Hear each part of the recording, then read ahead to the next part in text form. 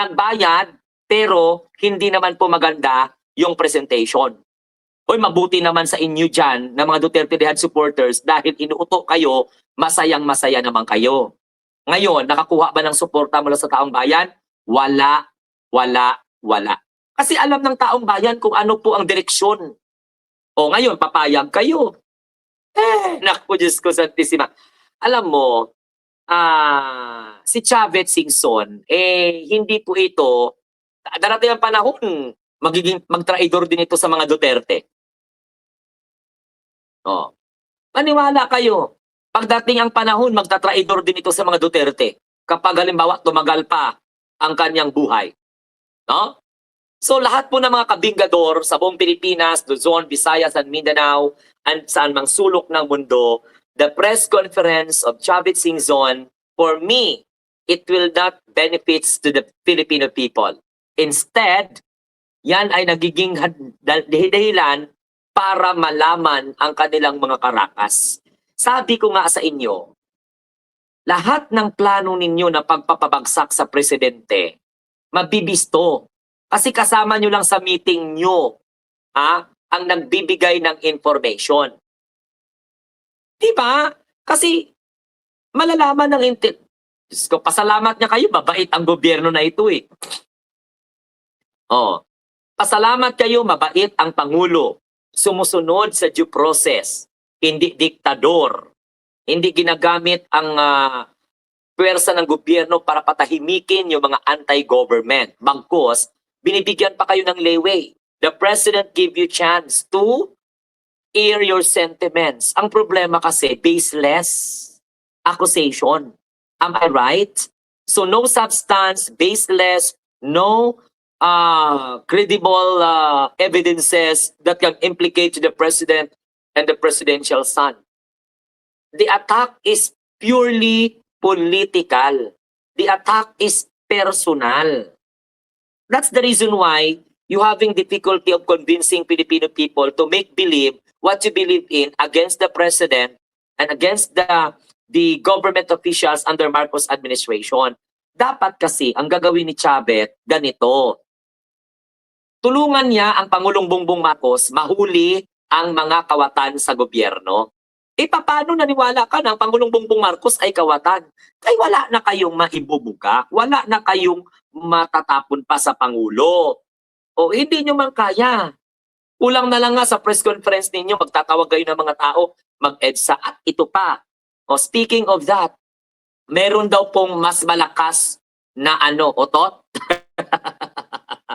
Meron daw po na pinaplano na isahang rally na talagang mapapatalsik na daw po talaga, okay? Mapapatalsik na daw po talaga ang what they call this, ang Pangulong Bongbong Marcos sa gaganaping rally. Ang tanong,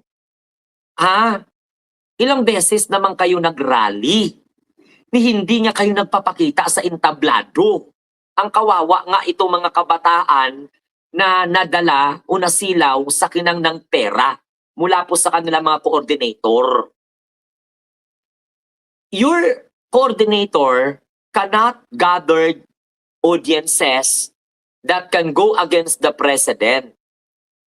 Kasi hindi na po napapanahon yung mga EDSA people power na yan. Kasi nakikita ng sambayan ng Pilipino na yung akusasyon ninyo laban sa Pangulo is just a mere recycled. No basis. Isipin mo, hawak nyo yung dokumento, hindi kayo mag-file ng kaso. Why not file a case before the ombudsman? It's because, sabihin naman ng iba, kasi ganito yun, may immunity. Regardless of immunity, filean mo ng kaso. Kasi ayaw nila na mabalikan sila. Ganon ang realidad dyan. Hindi sila magsasampa ng kaso dahil alam nila, in the first place, may immunity ang presidente. And the second, balikan sila kasi wala pong basihan. At saka yun ay galing po sa mga maiingay na mga aso at mga pusa na kakampi ng mga Duterte. So sa ginagawa ni alam mo sa totoo lang, ako'y natutuwa, kahit naiinis ako, pero natutuwa rin ako kasi blessing in disguise. Siguro ang Espiritu Santo pumasok sa mga utak nila para ma-reveal kung ano po yung mga plano nila. Kasi kung sabi-sabihin lang natin na may plano silang patalsikin ng presidente, hindi man maniwala ang mga DDS. Maniniwala sila kapag nakikita nila na may figure na nagsasalita sa entablado, nagpapapress con. Yun, paniwalaan nila. So, ako, natutuwa ako na naiinis dahil unang-una, naiinis ako kasi wala pong kabuluhan ang kanilang mga pinaggagawa. Yung kanilang mga accusations na sangkot ang Pangulo, siya daw, inahanap ni Sabet Singson yung 100 billion na budget insertion. Skuday, ang Pangulo nga, paulit-ulit kong sinasabi sa inyo, benito niya nga. Kasi ito yung punto de vista. Kasi nga, nabasa daw po ng Pangulong Bongbong Marcos ang 400 pages. Guys, ang pagpirma ng pondo, tanggapin ng Pangulo yan bilang executive, no, bilang head of state, pipirmahan niya yan, babasahin kung ano ang desisyon ng House of Representatives, igagalang po ng executive yan. Maliban lang kung talagang kinakailangang i-reenact ang budget. Kasi may power, may veto power ang presidente. So the president signed, not only President Bongbong Marcos, kahit na sino mang presidente sa buong Pilipinas, kahit noon, ngayon, at mapasa, dulo ng walang hanggan. Pipirmahan ng presidente yan with benefits of the doubt that all projects be implemented in not a corrupt way. Naintindihan ninyo? Kadita, sa totoo lang. No? Ang problema kasi, magpalabas ng ganito, mag-akusa, tapos sasabihin nyo impeachment na kaagad. Guys, may pera si Chavit Singson. He can hire an attorney. Pwede siyang magsampa sa private individual. Kasuhan niya ng plan, kasuhan niya kung ano-ano. Tapos ipapakita niya pa sa atin ang ebidensya niya laban sa Pangulo. Tapos tayo ang pasasakitin niya ng ulo. Kayo na mga DDS ang kawawa.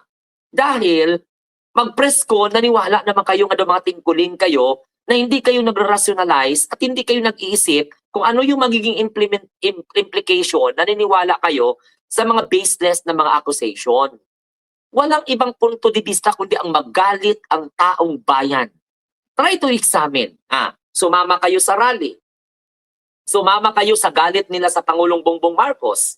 Sino pang makabenefit? Si Sara Duterte. Ano ang kapasidad ni Sara pamunuan ng bansa? Tanungin kita.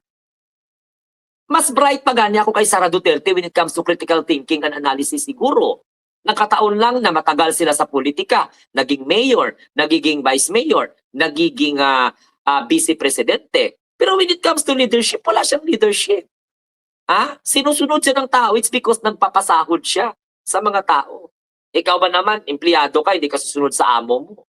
Ganon, Sara Duterte has no leadership skills. And she is not a stateswoman. Okay? She don't have any vision to make this country great again. Okay?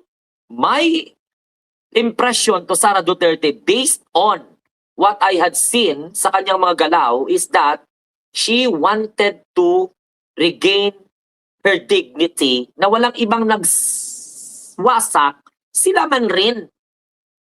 Ngayon, nagpa-press con si Chavit. Sino makabenepisyo? Si Sara. Kung may utak si Sara Duterte, pwede niya kausapin mga kalyado niya, tigilan niyo na yan.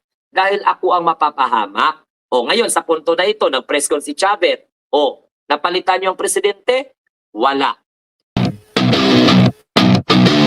Pegador, wala kang kawalan.